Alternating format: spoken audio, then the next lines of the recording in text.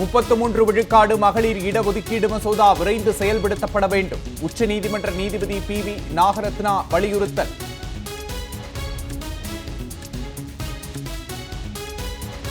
வாக்காளர் பட்டியலில் இரட்டை வாக்குகளை நீக்குவது தொடர்பான நடவடிக்கை தேர்தல் ஆணையம் நாளை மறுநாள் ஆலோசனை.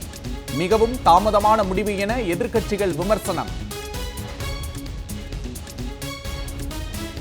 இந்திய தலைமை கணக்கு தணிக்கையாளர் தேர்வுக்கான நடைமுறைக்கு எதிராக தொடரப்பட்ட வழக்கு உச்சநீதிமன்றத்தில் நாளை விசாரணை.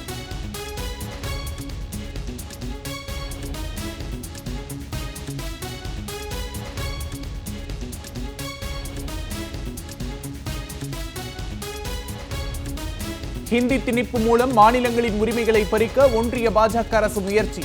RSS ஆலோசனையின்படி மோடி அரசு செயல்படுவதாகவும் இந்திய கம்யூனிஸ்ட் பொதுச் செயலாளர் டி ராஜா குற்றச்சாட்டு. தங்க கடத்தல் வழக்கில் சிக்கிய கன்னட நடிகை ரன்யா ராவ் பரபரப்பு குற்றச்சாட்டு. விசாரணை அதிகாரிகள் தன்னை அடித்து மிரட்டி கையெழுத்து வாங்குவதாக புகார்.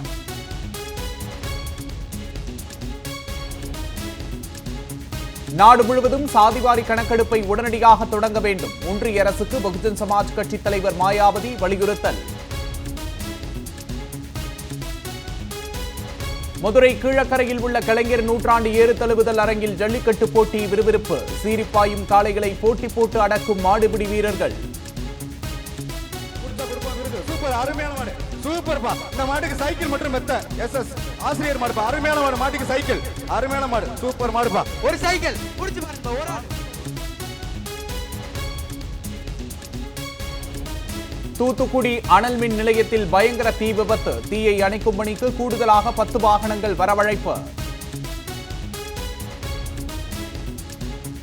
சிவகங்கை மாவட்டம் திருப்பத்தூர் அருகே மீன்பிடி திருவிழா கோலாகலம். போட்டி போட்டு மீன்களை பிடித்து கிராம மக்கள் உற்சாகம்.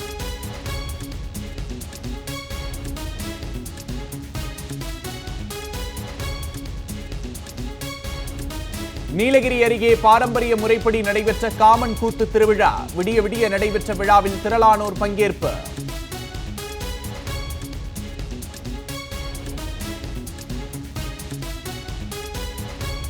தமிழ்நாட்டில் அடுத்த 5 நாட்களுக்கு வெப்பநிலை அதிகமாக இருக்கக்கூடும். வானிலை ஆய்வு மையம் தகவல்.